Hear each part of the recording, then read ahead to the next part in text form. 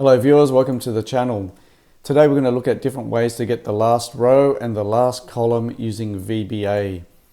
I'm also going to go over any pros and cons and in what situation you may want to use one over the other. So press Alt F11 to get to the macro editor. Now before we get started, wherever you see WS source, that's the same as if you typed in Worksheets Sheet 1. I like to use a code name that I've assigned to the worksheet. If you're not familiar with those, please check out my How to Reference Worksheets video as I go into detail there. So the first method we're going to use is the range or cells end statement or function. And then we give it a direction. So the way it works is start with a cell and we tell it to go to the end in this particular direction, which is down. So for the last row, we want to go down. And then we return its row.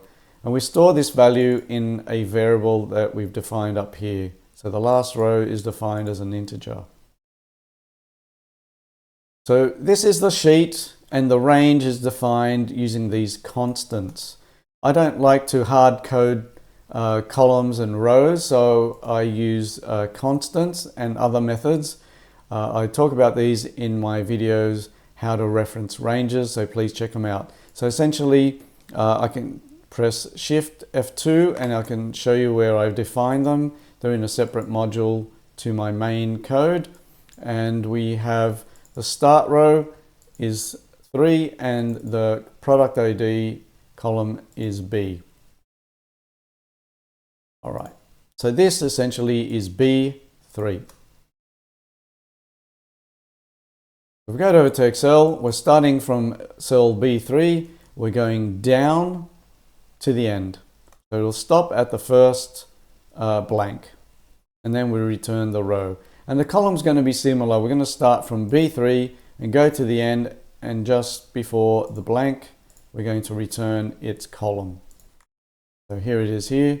Last column, same, the sheet, the same starting cell, B3. We're going to go to the right, XL to right, and we return the column. And we're going to run this with F5 and you'll see the last row and last column displayed. As you can see, last row is 12, last column is 5, which is E. Right. So last row 12, last column.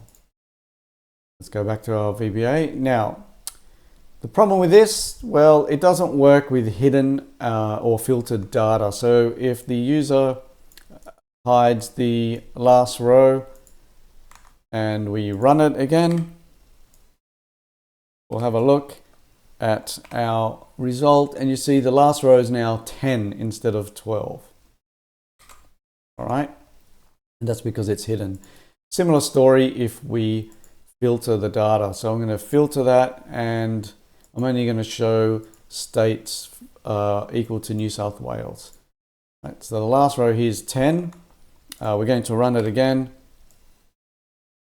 Zoom in and you see it's returned 10. It's excluded the filtered out rows. Now that might be okay in your situation. You're just going to have to determine whether or not you want to include the hidden or filtered out rows. Right. Now with the filtered rows, you can disable the filtering in the macro by doing the sheet and auto filter mode equal to false. Right, so you could do that first and it will unfilter it and then you'll get the correct result. However, you need to check with the user first. They might be annoyed that you keep removing their filter. You could also unhide rows, add the code to unhide them if you wanted to. Now, where is this useful? Well, if you had some data to the right or below, so let's say you had previous month's data, then using the end to the right will work well because it will stop before this blank and it won't include these. If you wanted to get the last column for this table, you'd have to start from this cell and go to the right. Likewise, if you had the data below, using the end and down, XL down, will take you to here, which is again useful. So it all depends on your situation. Now, option 2 is using the used range. All right, so the used range is pretty much this. Okay, it gives you the area that your data covers or spans. So if I had some value here, my used range would be from here to here.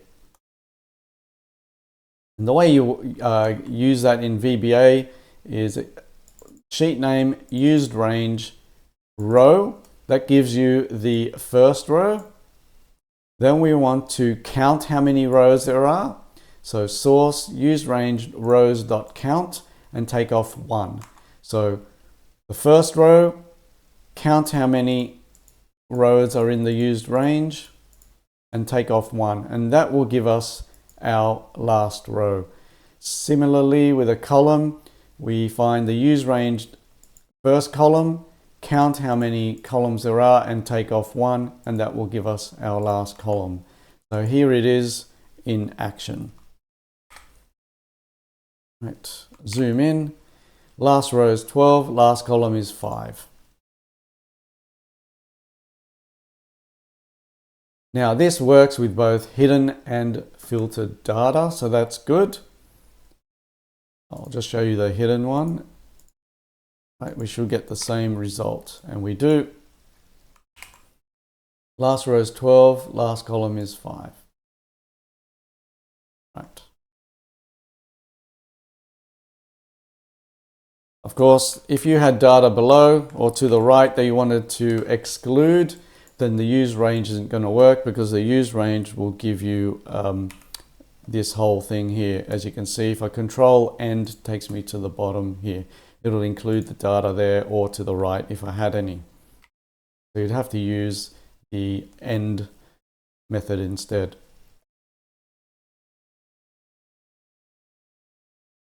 Now, in the past, in different versions, I've had issues with the use range where if you had data, like say here, or even extra data here, even if I deleted it or cleared it, it would still think that the last row, last column is here. So the use range would still be counted as this.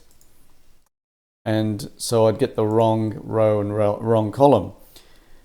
It seems to have been resolved in this version, at least that I'm using. So when I start running the code, I'll step through this using the debugger. If you've not used it before, check out my video on how to use a debugger. So F8, and you'll see I haven't even executed this line of code yet. If I come back to here, control end, it has updated the used range. So they seem to have fixed it. And if I just run the rest of it, you'll see that I get the correct result here, 12 and 5. But in my experience, it hasn't been reliable. So I don't use this, I use other methods, but you can experiment and see what works for you. So the next approach is to use the find function. And the way it works is we're going to search column B inside the source sheet. And again, you can just use the column number, or you could hard code B colon B if you like. What we're going to look for is an asterisk.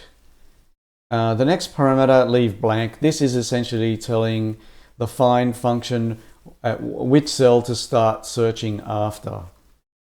The next parameter is Excel formulas. So you can look in Excel formulas or values or even comments. Now it depends on your situation.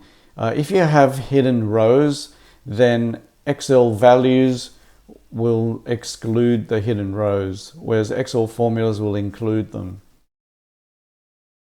Also, if we had, let's say we're searching this column here, if this had formulas in it, let's go with that, and it happens to return a blank. Excel values will return this one. Excel formulas will return this row, because even though it's blank, it has a formula in it. So it depends on what you need to do. Then we want to look in the whole cell. The next parameter we can leave blank. This essentially is saying, do you want to look down the column by rows or by columns? Now, since we're only searching one particular column, we can leave it blank and it'll search by rows. And the important one is we want to go previous direction rather than next. So what we're doing is starting from the very bottom and coming up until we hit the first non-blank row. And then return its row. And the last column is similar, except we're looking in the header row, the start row, looking for the same value. Everything's the same except we return the column. So we're going to just show you an example. F5 to run it. And we can see last row is 12 and last column is 5, which is correct. As I mentioned, this will work with hidden rows if we use formulas. So I'm going to hide these, run it again, and it still returns last row of 12. Unhide it again, and it doesn't work with filtered data. So we're going to filter on state again, just to be consistent, and run it again, F5. This time we're only returning last row of 10 because the data has been filtered out.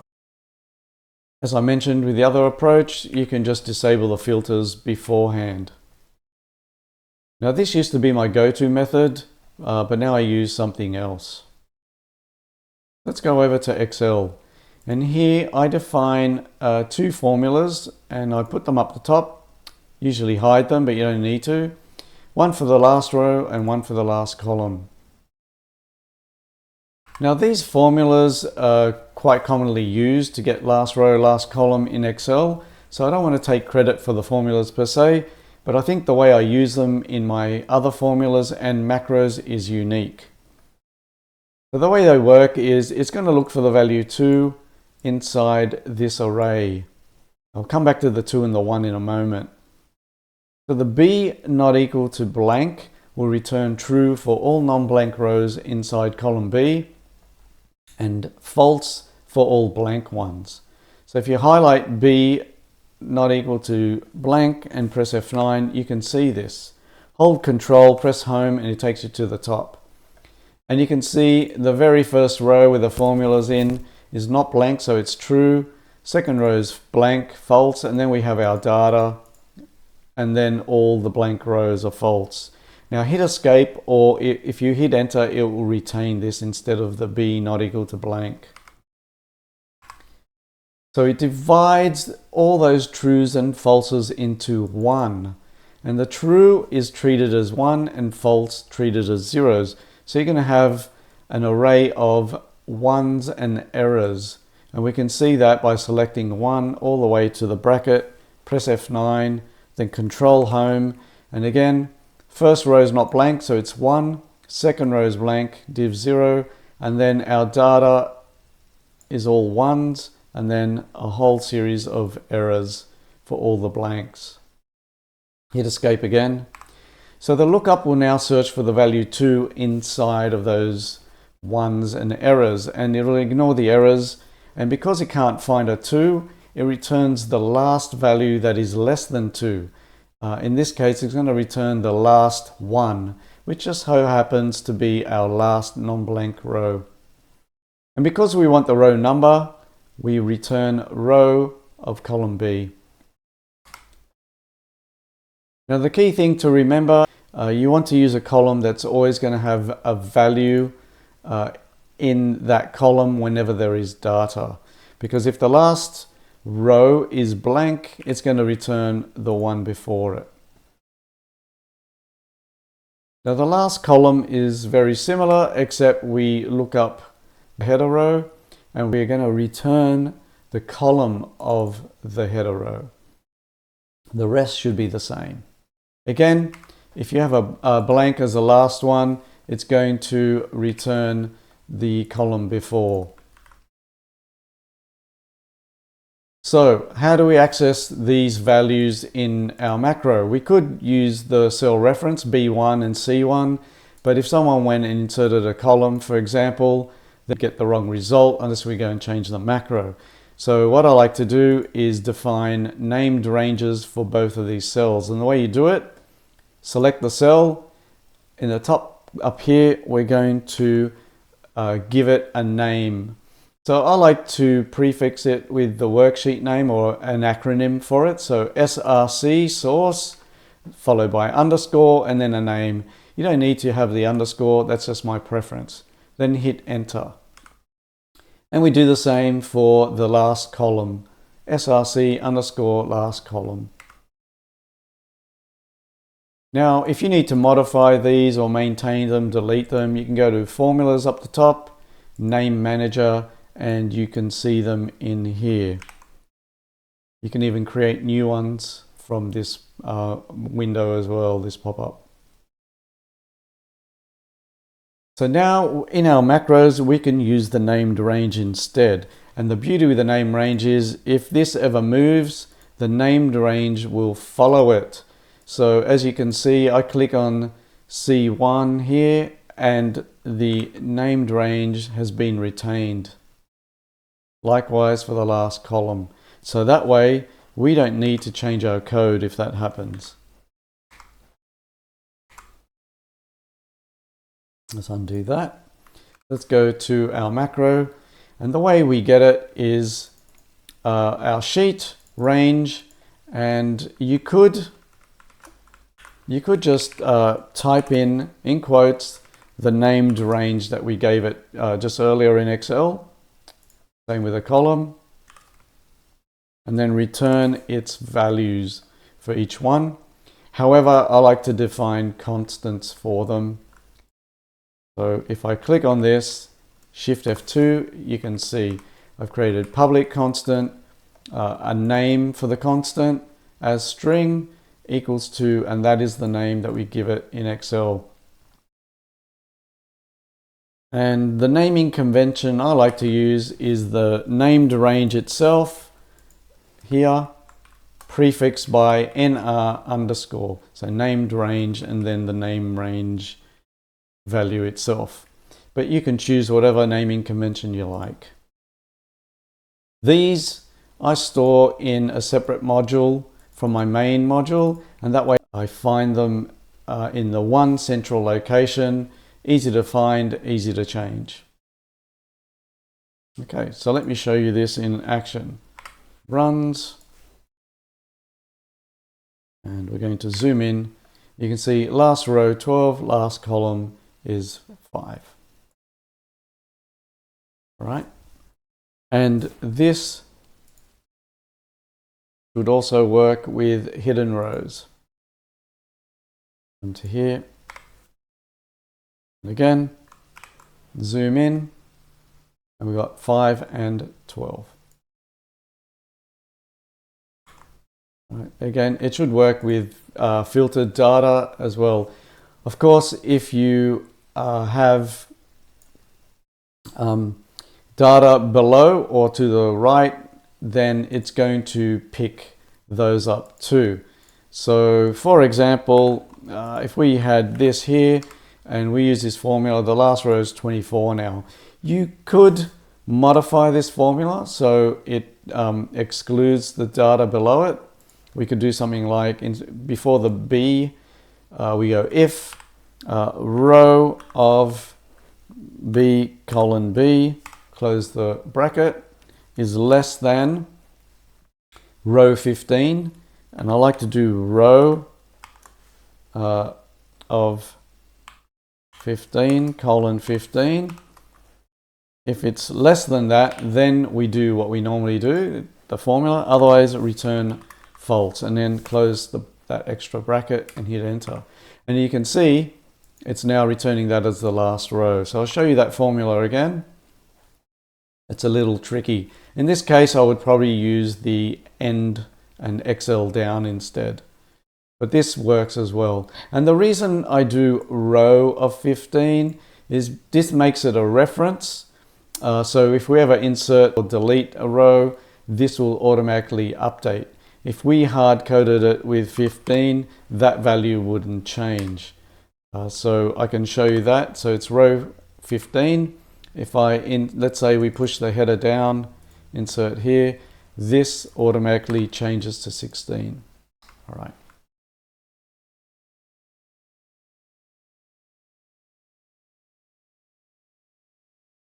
So that's wraps up all the different methods. They're never going to be 100% foolproof. You just have to work out which one works best for your situation. For example, with this named range one, that works well, but if someone came along and deleted this row, then it would stop working. In this case, I like to usually put a comment here to say used by macros, don't delete, something like that. And then hopefully someone will read that and not touch them. That's pretty much it. Thank you for watching. If you found it useful, please hit the like button. If you have any questions, please post them below in the comments. We'll see you on the next video.